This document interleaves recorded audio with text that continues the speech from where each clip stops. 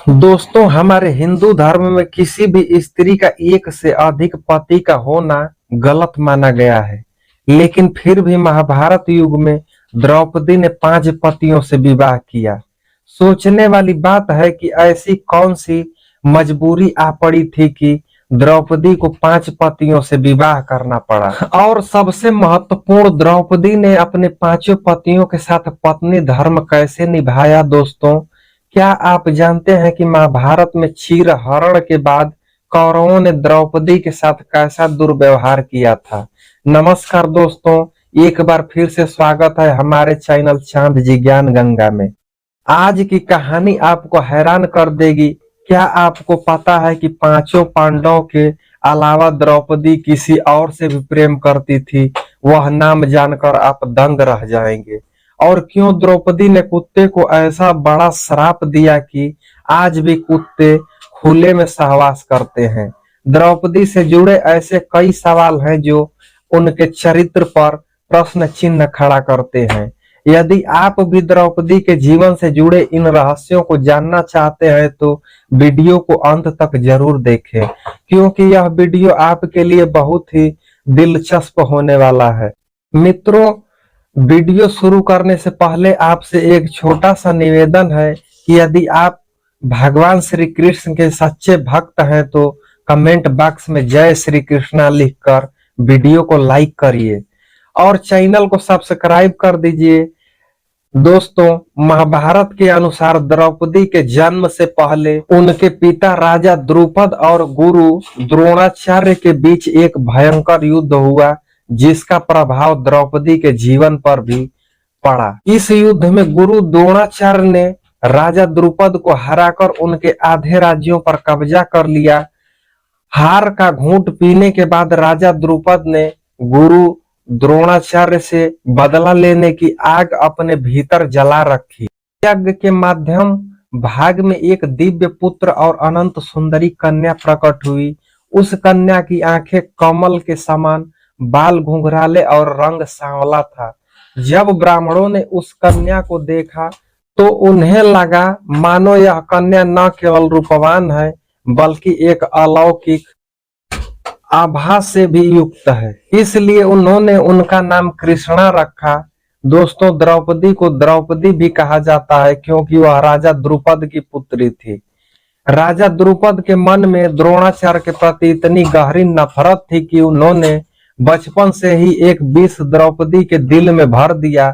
द्रौपदी भी अपने पिता के अपमान का बदला लेने की आग में जल रही थी और मन ही मन तरकीबें सोचती रहती थी कि कैसे द्रोणाचार्य को नीचा दिखा सके। लेकिन द्रोणाचार्य हस्तिनापुर राज्य के संरक्षक थे और द्रौपदी के लिए यह आसान नहीं था। समय बीतता और जब द्रौपदी विवाह के योग्य हुई तो राजा द्रुपद ने द्रौपदी के स्वयंवर का आयोजन किया। इस दौरान द्रौपदी की भगवान कृष्ण के साथ गहरी मित्रता हो गई। हालांकि द्रौपदी ने श्री कृष्ण से विवाह करने की इच्छा जाहिर की, परंतु श्री कृष्ण ने यह कहकर मना कर दिया कि वे उसी स्त्री से विवाह करेंगे जो धर्म की स्थापना में उनका पूरा साथ दे और उनके मन में किसी भी प्रकार की सैन्य या राजनीतिक महत्वाकांक्षा न हो। कृष्ण ने द्रौपदी को समझाते हुए कहा, तुम एक महान स्त्री हो, तुम्हारे जैसी श्रेष्ठ नारी योग्य मैं नहीं हूँ। स्वयंवर के दिन 5 पांडव युधिष्ठिर, भीम, अर्जुन, नकुल, सहदेव ब्राह्मण वेश में वहां पहुंचे क्योंकि वे उस समय वनवास में थे और एक गरीब कुम्हार के घर में रह रहे थे।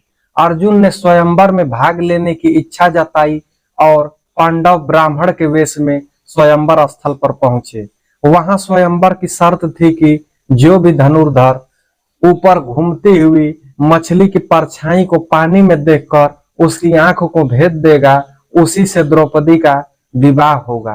अर्जुन, जो श्रेष्ठ धनुर्धर थे, मछली की आंख को भेदकर यह शर्त जीत ली और द्रौपदी को अपनी पत्नी बना लिया।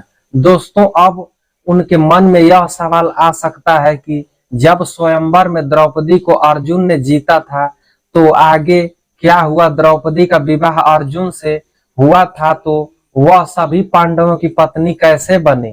दोस्तों, यह कहानी बेहद दिलचस्प है। यह अर्जुन और बाकी पांडव द्रौपदी को लेकर अपने आश्रम लौटे। उस वक्त कुंती भोजन बना रही थी। दरवाजे पर खड़े होकर अर्जुन ने खुशी खुशी कुंती से कहा, माँ देखो हम क्या लाए हैं। कुंती ने बिना देखे ही कहा, जो भी लाए हो उसे पांचों भाई वापस में बांट लो। यहाँ कुंती की कोई गलती नहीं थी। हर रोज पांडव जो भी कुछ भिक्षा में पाते थे उसे अपनी माँ के सामने लाकर रख देते थे और कुंती सभी में बराबर बांट देती थी। उस दिन भी जब अर्जुन द्रौपदी को लेकर आए और उसी जोश में अपनी माँ को बताया तो कुंती ने यह कह दिया कि उसे भी भाई सब लोग बांट लो। जब कुंती को एहसास हुआ कि क्या हुआ तो उनके चेहरे पर एक घबराहट सी छा गई। उन्होंने अपने पुत्रों से कहा, कुछ ऐसा उपाय करो जिससे द्रौपदी का अनर्थ न हो और मेरे मुंह से निकली बात भी झूठी न हो। सभी पांडव चुप थे। उन्होंने कभी नहीं सोचा था कि वे ऐसी स्थिति में होंगे। युधिष्ठिर भी समाधान निकालने में असमर्थ थे। अंततः पांडवों ने अपनी माँ की बात मान रखते हुए द्रौपदी से विवाह करने का निर्णय लिया। जब यह बात राजा द्रुपद को पता चली तो वे बेहद चिंतित और व्याकुल हो गए। उनकी बेटी का जीवन किस दिशा में जाएगा यह सोचकर वे बहुत परेशान हो गए। उस समय महर्षि वेद व्यास ने राजा द्रुपद को द्रौपदी के पूर्व जन्म की कहानी सुनाई और बताया कि द्रौपदी का यह विवाह उसके पिछले जन्म की प्रार्थनाओं का परिणाम था। वह रूपवती होने के साथ साथ गुणवती और सदाचारी भी थी, लेकिन पूर्व जन्म के कुछ कर्मों के कारण द्रौपदी का विवाह नहीं हो पा रहा था। इस बात से व्यथित होकर द्रौपदी भगवान शिव की घोर तपस्या की अग्नि में उसकी आस्था इतनी प्रबल थी कि अंततः भगवान शिव उनकी आराधना से प्रसन्न हुए और द्रौपदी को मनचाहा वरदान मांगने के लिए कहा। द्रौपदी ने अपने मन में विचार किया कि एक वरदान उसकी सभी इच्छाएं पूरी नहीं कर सकता और इसलिए उसने चालाकी से अपनी 5 इच्छाएं का वरदान के रूप में मांग ली। उसने कहा, हे प्रभु, मेरा विवाह ऐसे व्यक्ति से हो जो धर्म का सबसे बड़ा ज्ञाता हो, सबसे बलवान हो, किसी विद्या में कुशल हो, नक्षत्रों में ज्ञान रखता हो और सबसे सुंदर हो। महादेव उनकी चालाकी समझ गए, लेकिन वरदान देने का वचन दे चुके थे। शिव जी ने कहा, हे कन्या, मैं तेरी चालाकी को भली भांति समझ चुका हूँ। अब तुझे अगले जन्म में एक नहीं बल्कि 5 पति प्राप्त होंगे। यह सुनकर द्रौपदी के हृदय में चिंता का बादल छा गया। वह व्याकुल हो उठी और महादेव से विनती की, हे प्रभु, मैं तो केवल एक ही पति चाहती हूँ। शिव जी बोले, मेरा वरदान व्यर्थ नहीं जा सकता, इसलिए तुझे 5 पति ही मिलेंगे। शिव जी के वरदान स्वरूप द्रौपदी को इस जन्म में 5 पति प्राप्त हुए। इस कहानी को सुनने के बाद राजा द्रुपद भी द्रौपदी का विवाह 5 पांडव से कराने को तैयार हो गए। हालांकि द्रौपदी अभी भी 5 पांडव से विवाह करने के लिए अनिच्छुक थी, परंतु अंततः उसने यह शर्त रखी कि 5 पांडव भाई आगे जाकर किसी भी स्त्री से विवाह कर सकते हैं, लेकिन रानी का स्थान केवल द्रौपदी का ही रहेगा। इस शर्त को सभी पांडव ने संघर्ष के साथ स्वीकार कर लिया। उसके बाद सबसे पहले द्रौपदी का विवाह सबसे बड़े भाई युधिष्ठिर के साथ हुआ और उस रात द्रौपदी ने अपने पत्नी धर्म का पूरा निर्वाह किया और समर्पण से निभाया। उसके अगले दिन द्रौपदी का विवाह भीम के साथ हुआ और उस बार द्रौपदी ने पूरे प्रेम और समर्पण के साथ अपने पत्नी धर्म का पालन किया। इसी प्रकार द्रौपदी का विवाह सभी भाइयों के साथ हुआ और हर बार उसने अपने संपूर्ण हृदय और भावनाओं के साथ अपने पत्नी धर्म का निर्वहन किया। यहाँ सोचने की बात है कि जब द्रौपदी का विवाह सबसे पहले युधिष्ठिर से हुआ और उसने युधिष्ठिर के साथ अपने धर्म का पालन किया, तो फिर बाकी भाइयों के साथ यह कैसे संभव था। दोस्तों, इसका रहस्य यह है कि द्रौपदी को महर्षि वेदव्यास ने आजीवन कौमार्यपन होने का आशीर्वाद दिया था। इस आशीर्वाद के प्रभाव से जब भी द्रौपदी किसी भी पांडव के समय साथ बिताने का सोचती थी, तो दूसरे पांडव के साथ जब जाती थी वह कुंवारी हो जाती थी। पांचों पांडव से विवाह के बाद एक दिन देवर्षि नारद पांडव से मिलने आए। उन्होंने अपने भविष्य को लेकर चिंता जताई और धर्मराज युधिष्ठिर से कहा, हे युधिष्ठिर, द्रौपदी तुम पांचों भाइयों की पत्नी है, इसलिए तुम सबको उसके साथ समय बिताने के नियम बना लेने चाहिए ताकि आपसे कभी विवाद ना हो। नारद मुनि की बात सुनकर धर्मराज युधिष्ठिर ने पूरी विनम्रता से उत्तर दिया, हे प्रभु, हम आपको यह वचन देते हैं, हम भाइयों के बीच आज तक कभी कोई मन मुटाव नहीं हुआ है और मुझे पूरा विश्वास है कि भविष्य में भी ऐसा कुछ नहीं होगा, परंतु हम आपकी बात को अनसुना नहीं कर सकते। महर्षि नारद के जाने के बाद धर्मराज युधिष्ठिर ने नियम बनाया कि प्रत्येक वर्ष द्रौपदी के केवल एक ही पांडव के साथ अपना समय व्यतीत करेगी और जो कोई भी इस नियम का उल्लंघन करेगा उसे 1 वर्ष का वनवास भोगना होगा। जब भी द्रौपदी किसी पांडव के साथ अकेले होती तो दूसरे पांडव का उस कक्ष में प्रवेश निषिद्ध था।